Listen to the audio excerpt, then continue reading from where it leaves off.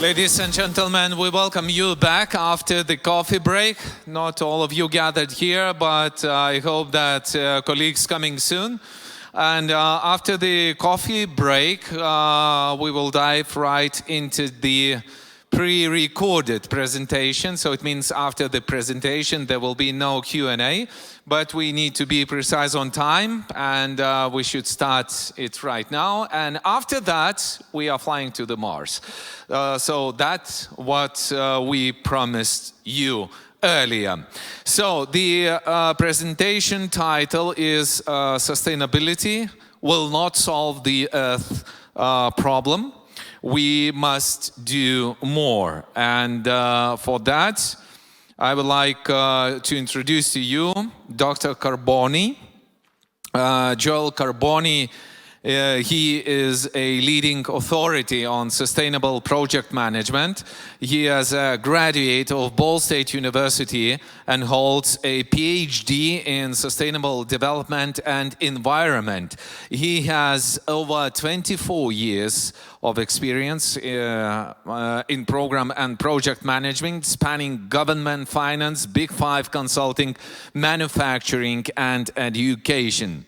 Dr. Carboni will share the current state of the world through the Lens project that GPM has assessed and research we have conducted with thousands of practitioners. So please welcome Dr. Carboni and enjoy the video.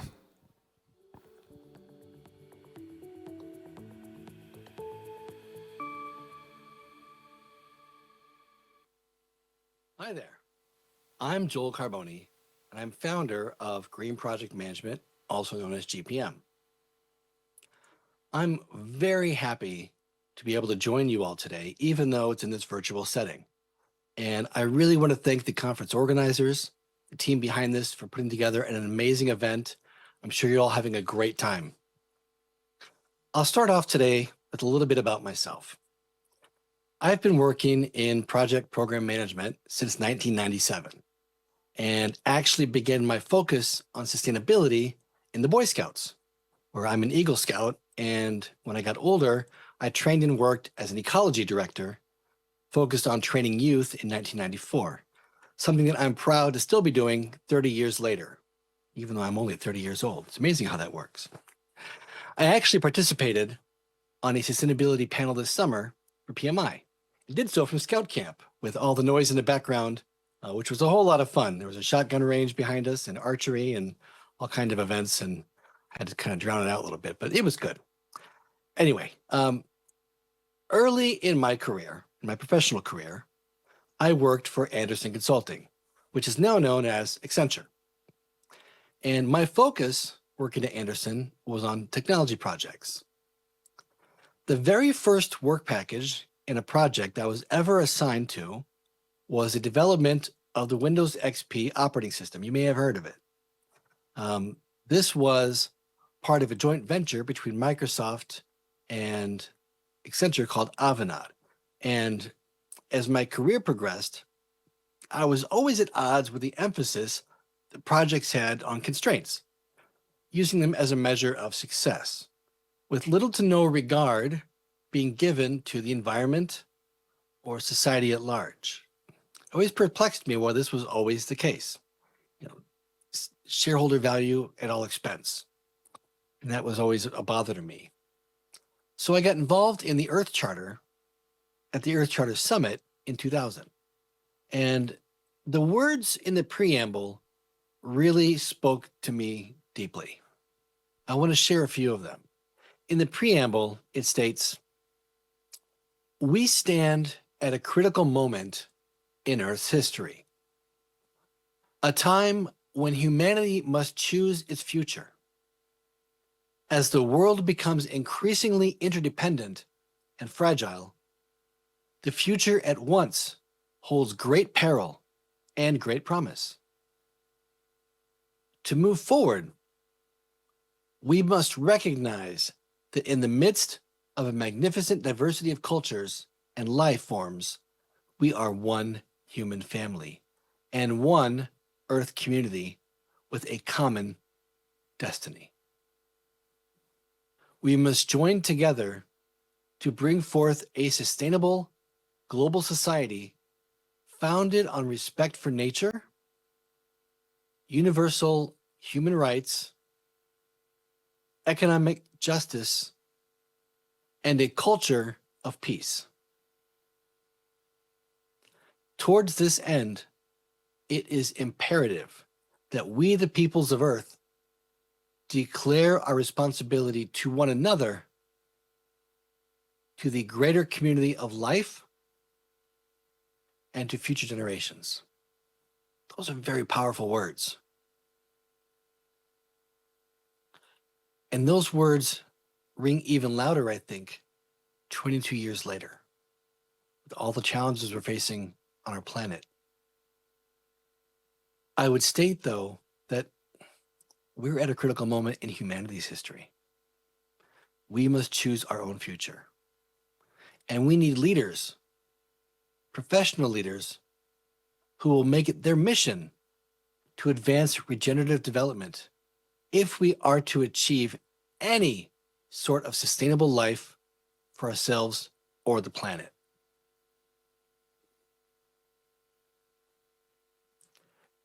Now, in my keynote, I could share charts and methods and have a big PowerPoint up, and go through all sorts of data, but you're not going to remember it.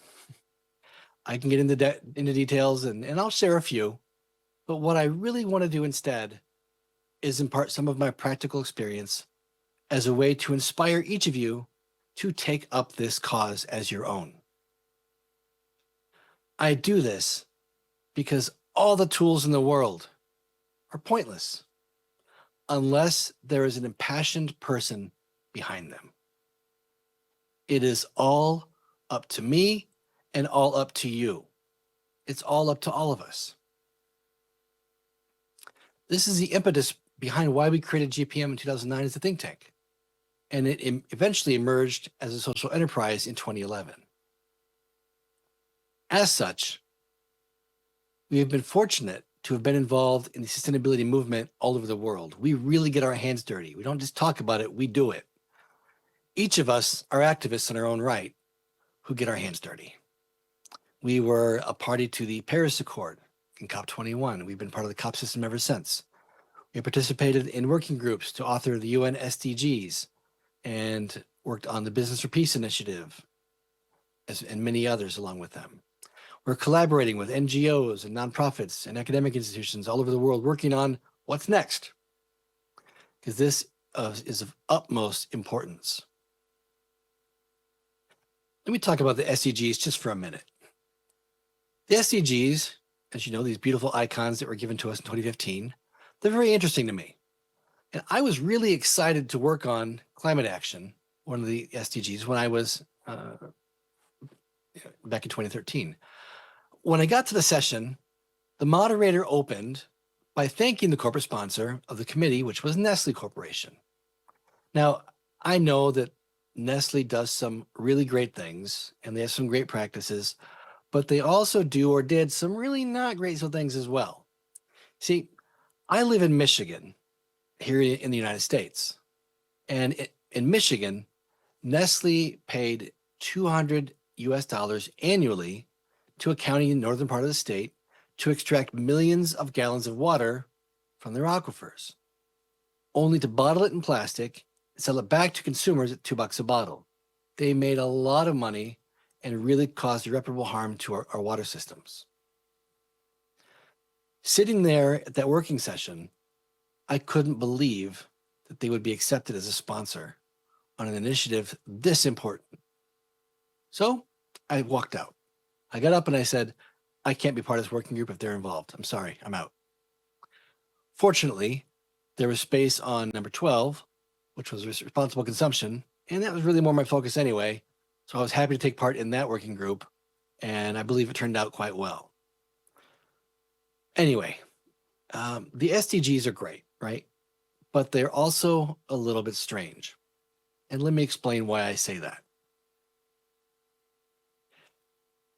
Take SDG number 1, for example, no poverty.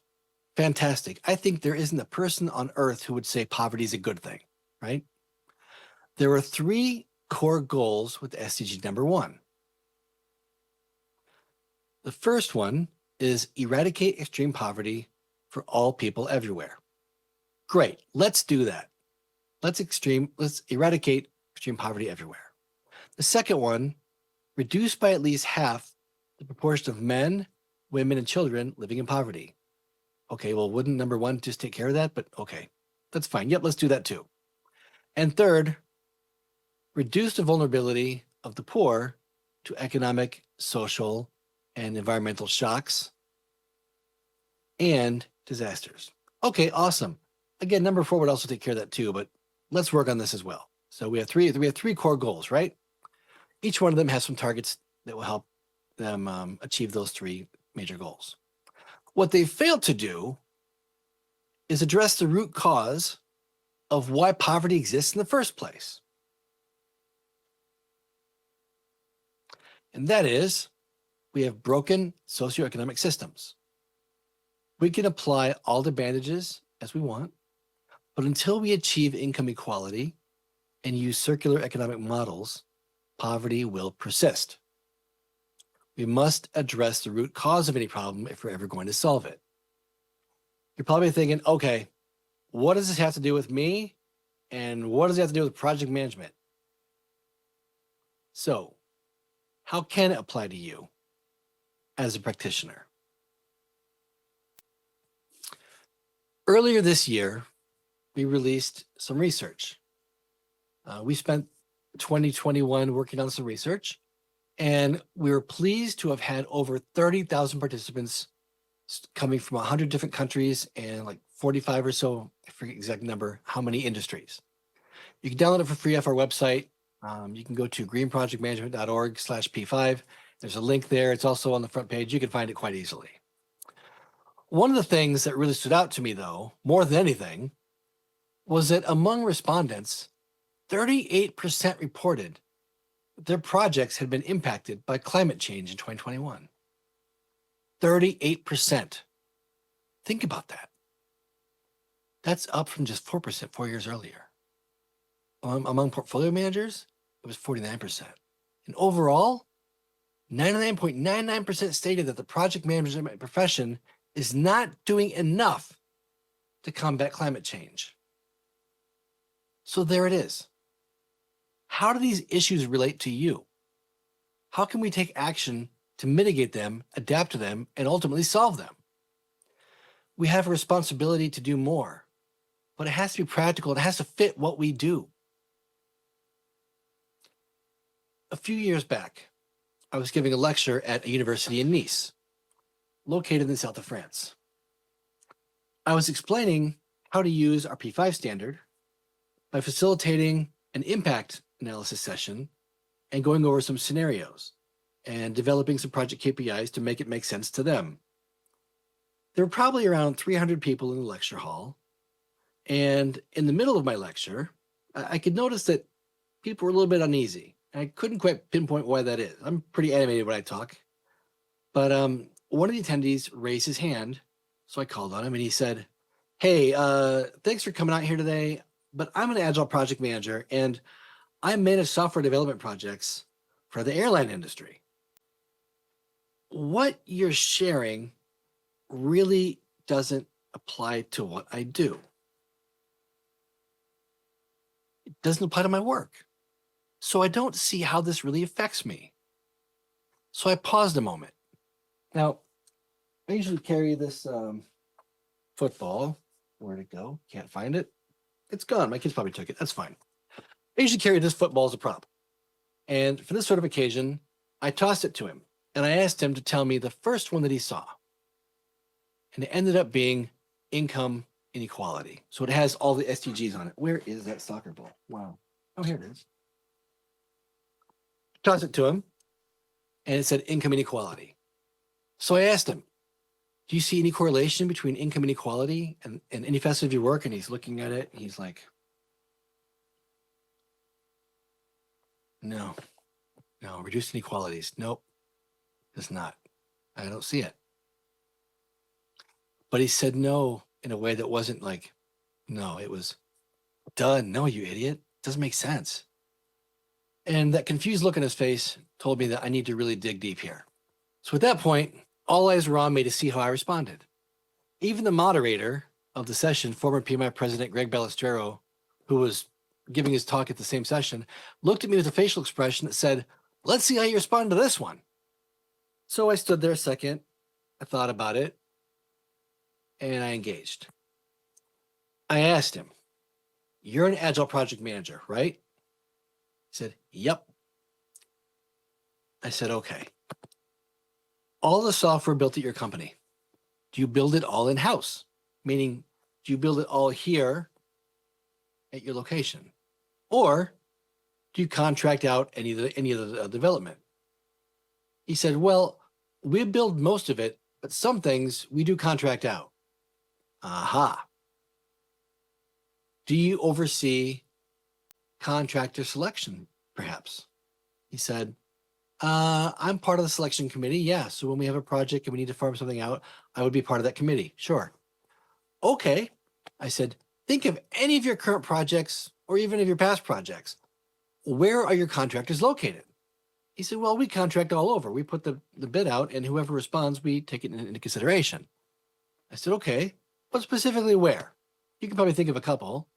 He said, "Well, we have several that usually come from India or Pakistan." Aha. So this is where the rubber meets the road. Talking about reduced inequalities here, right? Number 10. I said, "Do you have policies and procedures in place to ensure that individuals who contribute to your software are paid a living wage or have safe working conditions? Maybe a human rights policy, an ethics clause, something to ensure that your vendors are adhering to?" "No," he said. "When you select a winning bid for an API hook or a piece of code or a connector, is it typically cost-based?" I pressed him. He said, "Yeah. Do you see where I'm going here? If you measure the impacts of your project procurement and your overall practices and ensure human rights and ethics adherence as part of your KPI, you also ensure that your software leans toward socially sustainable practice. If not, what is the opposite? It's called reduced inequality. You can directly combat that through your projects if you so choose to. Specifically, SDG number 10, goal 10.4, which says adopt policies, especially fiscal, wage, and social protection policies, and progressively achieve greater equality. That is our global goal. Why isn't it part of your project goals?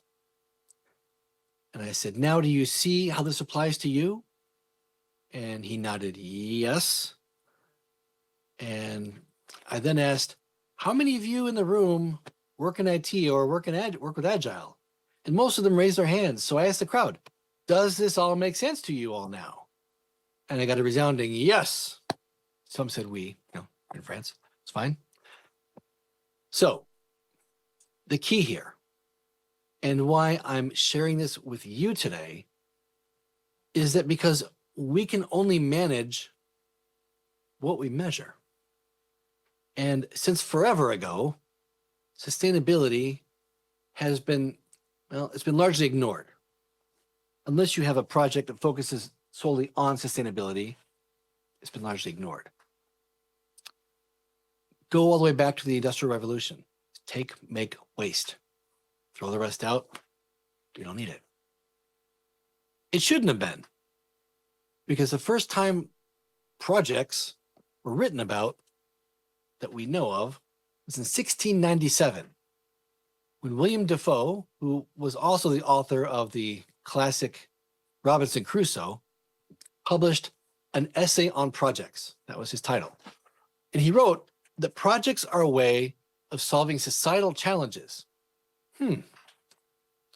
It's an interesting read. So if you Google it, you can easily find a copy of it. It's pretty much openware now. So projects are a way of solving societal challenges. Interesting.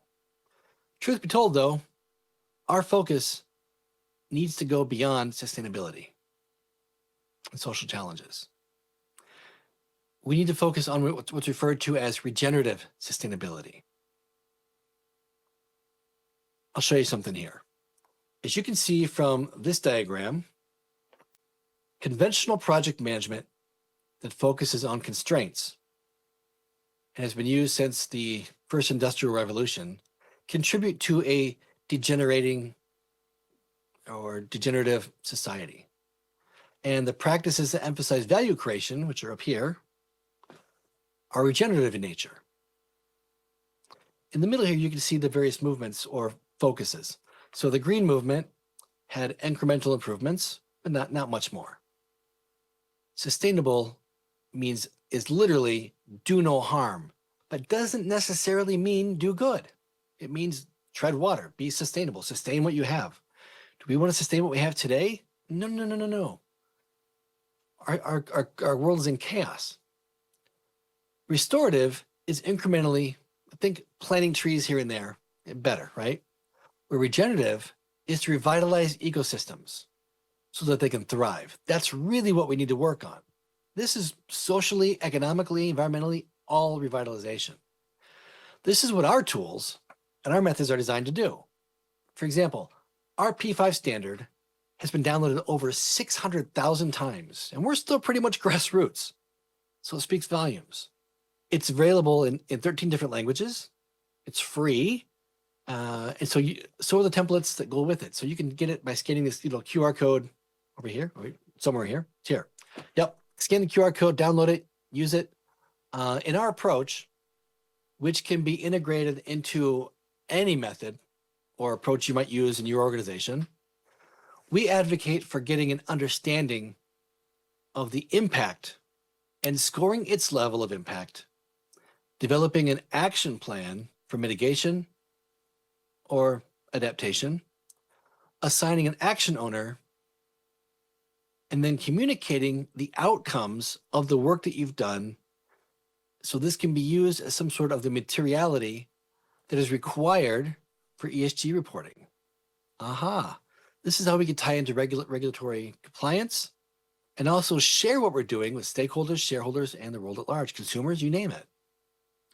If your organization wants to avoid greenwashing or some of the litigation going on around the world and provide dual materiality, showing your work, it's a pretty good way to do it. Think of my kids who are in grade school when the teacher says, what's the answer to 5 plus 7? And they go, oh, it's 12. Show your work. Here's my equation. Same thing, same principle. There are 5 layers or levels in P5. The first layer is the project layer. If you're using P5 for a portfolio or program, it can easily be changed as the process for assessment is pretty much the same. The second layer is the impact lens. This is the context from which you'll be assessing sustainability impact. P5 looks primarily at product impacts and project process impacts. The third layer is the 3 sustainability domains. These are, of course, social or people, planet or environment, and prosperity, which is known as the economic impact domain. So people, planet, people, planet, prosperity, product, and process. That's 5 Ps, P5. The fourth layer are subcategories.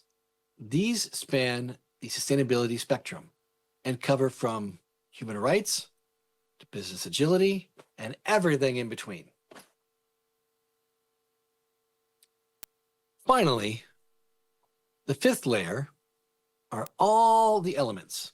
This is similar to the periodic table of elements, which is what we call our P5 ontology. And this has specific criteria for each element that make them unique. There are guidance in the standard when you read it that says a project manager should, the project team should do this, and if you do so, this will be your result. This is how it works. The first one is the product lifespan. So we're looking at its intended lifespan and the impacts of that product. We're also looking at the product servicing. We want to know what the impacts of operations are and of maintenance of that asset. Third, we look at project process. We're looking at how efficient that process is and the impacts of possible inefficiencies, looking against the elements that we've provided.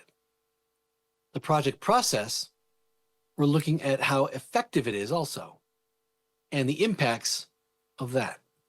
So we're looking at efficiency, fairness, and process.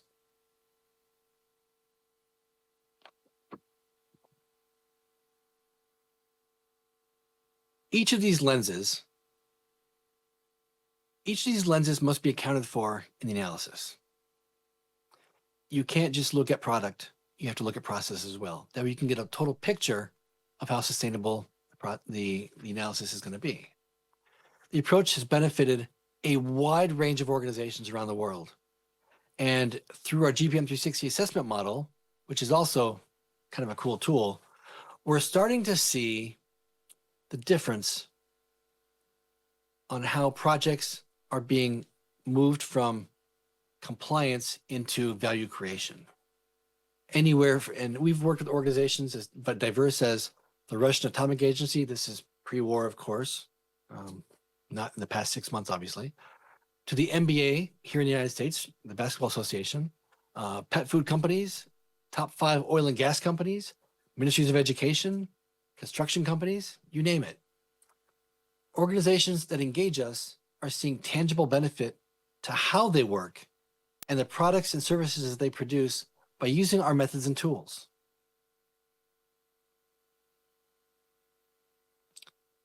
I want to highlight a project in particular that used our methods and was able to bring value beyond just the asset they're focused on creating. Using our approach, they were able to clean up one of the most polluted rivers in Vietnam.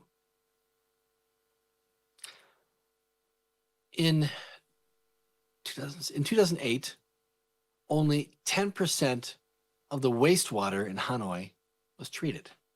Ew, right?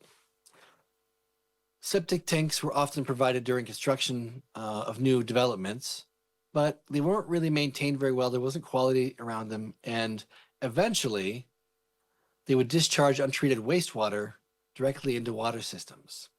That, together with stormwater runoff, made for a horrible mess in the rivers. And they were uninhabitable for fish, for other wildlife, and you definitely couldn't swim or drink out of them for sure. This was severe pollution, and it was a major headache in the city of Hanoi. The pollution level in the Kim Nagu River, I hope I said that right, I always tend to butcher it, and Set River had reached an alarming level.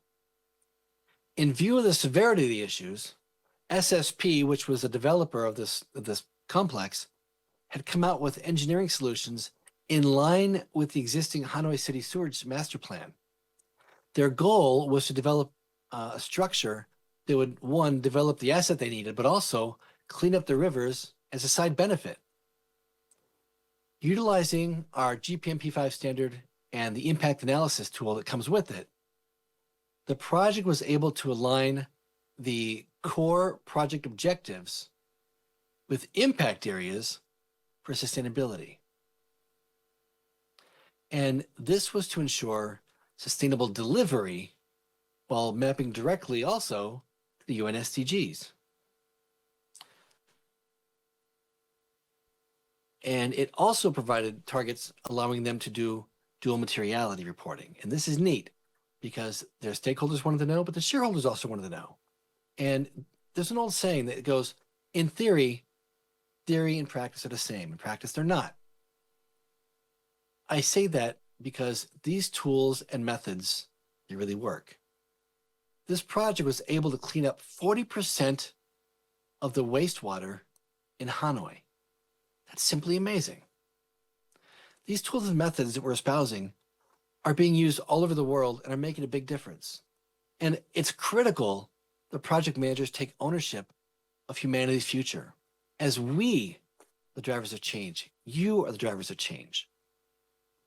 But we have to do so sustainably. Change itself isn't enough. We need to drive sustainable change.